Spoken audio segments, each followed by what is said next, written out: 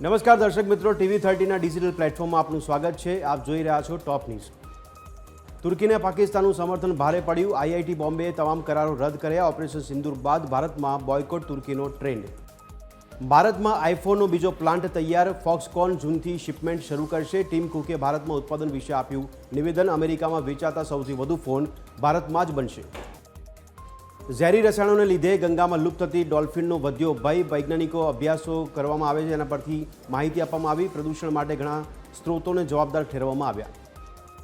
દિલ્હીથી યુપી બિહારમાં વાવાઝોડાનું એલર્ટ। દક્ષિણ પશ્ચિમ ચોમાસું બંગાળની ખાડીમાં આગળ વધી રહ્યું છે। રાજસ્થાનમાં ગરમીનો પ્રકોપ રહેવાની શક્યતા। તો આરબીઆઈ ટૂંક સમયમાં 20 રૂપિયાની નવી નોટ બહાર પાડશે। આ નોટો પર આરબીઆઈના નવા ગવર્નર સંજય મલ્હોત્રા હસ્તાક્ષર કરશે।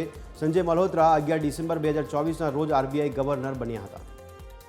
અમદાવાદના સાણંદમાં ગૃહમંત્રી અમિત શાહની તિરંગા યાત્રા। નળ સરોવર 3 રસ્તાથી રાષ્ટ્રધ્વજ લઈ ચાલતા ગૃહમંત્રી મહારાણા પ્રતાપ પ્રતિમા સુધી પહોંચ્યા।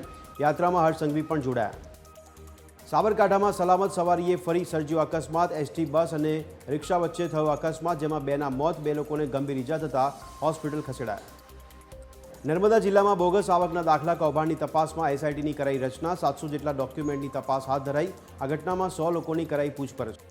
સુરતની નવી સિવિલ હોસ્પિટલમાં દર્દીઓના વલખા અને ડોક્ટરોને જલસા। હોસ્પિટલના ઇમરજન્સી વોર્ડનો વિડીયો વાયરલ। એક તરફ દર્દીઓ તડપી રહ્યા છે તો બીજી તરફ ડોક્ટરો ફરમાવી રહ્યા છે આરામ। જૂનાગઢમાં સાવજ પરિવારની લટાર। એક સાથે 10 બાળસિંહ સાથે 3 સિંહણનો વિડીયો વાયરલ। સિંહ પરિવારમાં 10 બાળસિંહ અને 3 સિંહણનો સમાવેશ।